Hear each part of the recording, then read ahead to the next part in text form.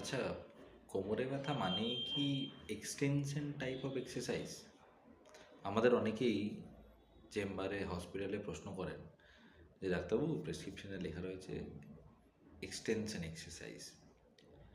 আমার কথা হচ্ছে, শুধু এই এক্সটেনশন এক্সারসাইজ কি একমাত্র উপযোগী এক্সারসাইজ যে কোনো কোমরের ব্যথায়?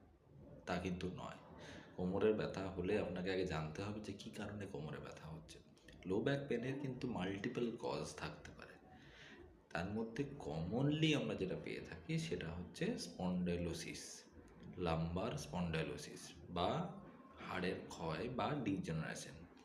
সেখানে তার সাথে অ্যাসোসিয়েটেড অন্যান্য অনেক সমস্যা থাকতে পারে, যেমন স্লিপ ডিস্ক বা ডিস্ক বাল্জ হয়ে যাওয়া, তার সঙ্গে পায়ের দিকে ঝিনঝিন বা অবশ ভাব সেটা থাকতে পারে।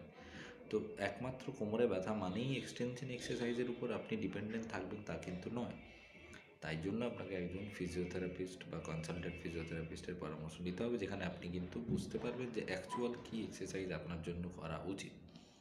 আপনার যদি কোমরে লিস্থেসিস থাকে, স্পন্ডাইলোলিস্থেসিস, সেক্ষেত্রে কিন্তু এক্সটেনশন টাইপ অফ এক্সারসাইজ আপনার জন্য একদমই অ্যাপ্রোপ্রিয়েট নয়।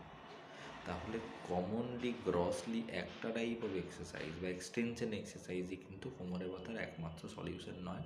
তার আগে যেটা ভীষণভাবে জরুরি সেটা হচ্ছে অ্যাসেসমেন্ট, আপনার পশ্চারাল অ্যাসেসমেন্ট, আপনার ব্যথার অ্যাসেসমেন্ট, কী ধরনের ব্যথা, কোথায় ব্যথা, কোথার থেকে ব্যথাটা কোন দিকে যাচ্ছে, কখন ব্যথাটা বাড়ে, কখন ব্যথাটা কমে, এবং সেটা পায়ের দিকে যাচ্ছে কি না, ঝুঁকলে ব্যথা হয় কি না, দাঁড়ালে ব্যথা হয় কি না।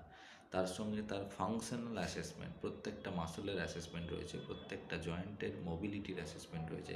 এই সমস্ত কিছু অ্যাসেসমেন্ট করেই কিন্তু একটা প্রেসক্রাইব করা হয় এক্সারসাইজ। শুধুমাত্র এক্সটেনশন এক্সারসাইজ বা একটাই এই ধরনের এক্সারসাইজ করলেই আমার ব্যথা কমে যাবে বা কেউ বলেছেন তাতে হবে, তা কিন্তু একদমই নয়। আপনাকে প্রপার এক্সারসাইজ আনতে হলে